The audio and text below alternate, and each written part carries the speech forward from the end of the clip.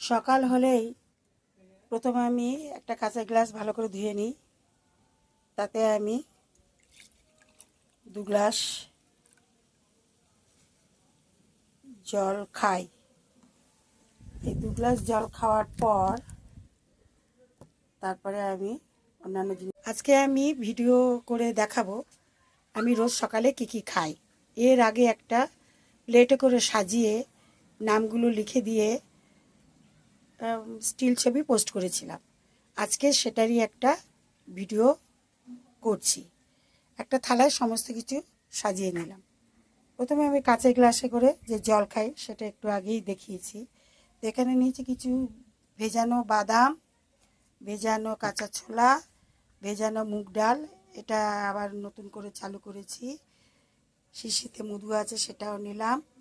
এইবারে সাদা তিল নিলাম, কালো জিরা নিলাম, আর কিশমিশ নিলাম। খেজুর মাত্র একটা ছিল, একটাই নিলাম। এক টুকরো হলুদ, এক টুকরো আদা আর 2 কোয়া রসুন। এই সমস্ত কিছু আমি সকালে খাই। কিভাবে খাই? কিছুটা বাদাম নিলাম, কিছুটা কাঁচা ছোলা নিলাম, মুগ ডাল কিছুটা নিলাম। দারুণ খেতে মুগ ডাল ভেজানো, কোলা হলে তো আরও ভালো খেতে।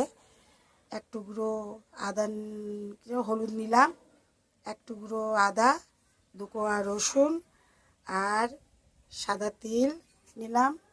এইবারে কালো জিরা নিলাম, এবারে কিশমিশ নিলাম আর এই খেজুরটা নিলাম। সব কিছু নিয়ে 1 মুঠোর মতো প্রায় হবে। সমস্তটা আমি মুখের ভেতরে ভালো করে নিয়ে নিলাম। এবারে চিবাতে থাকবো। চিবাতে চিবাতে একটা পেস্টিং তৈরি হয়ে যায় মুখের মধ্যে। তার মধ্যে হলুদের গন্ধটা খুব একটা ভালো লাগে না, আদা ঝাল লাগে, রসুনটাও উগ্র লাগে, কিশমিশটা ভালোই খেতে লাগে, সাদা তিলটাও ভালো খেতে, বাদাম ভালো খেতে, ছোলা ভালো খেতে, মুগ ডালটা ভেজানোটা অপূর্ব খেতে। আরও সুন্দরভাবে মুখের মধ্যে চিবানোটা ভালো লাগবে বলে একটু মিষ্টি জাতীয় খাবার চাইছিলাম। মিষ্টির মধ্যে এই মধুটার থেকে 1 ছিপির মতো মধু আমি খেয়ে নিলাম। এই ছিপি না, ছোটো ছিপি বা একটা চামচের মাপে খেয়ে নিলাম।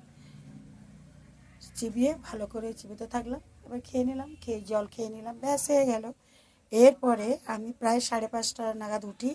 প্রায় রাত 12টা পর্যন্ত আমি চলতেই থাকে কাজ, বাগানের কাজ, স্কুল, রান্না, হেনা তানা, হাবি জাবি অনেক কাজ করি আমি। কিন্তু আমি দুপুরবেলা শুই না। এই যে ফুল এনার্জিটা সব আমি এখান থেকেই পাই। এটা আমার স্বাস্থ্য টিপস।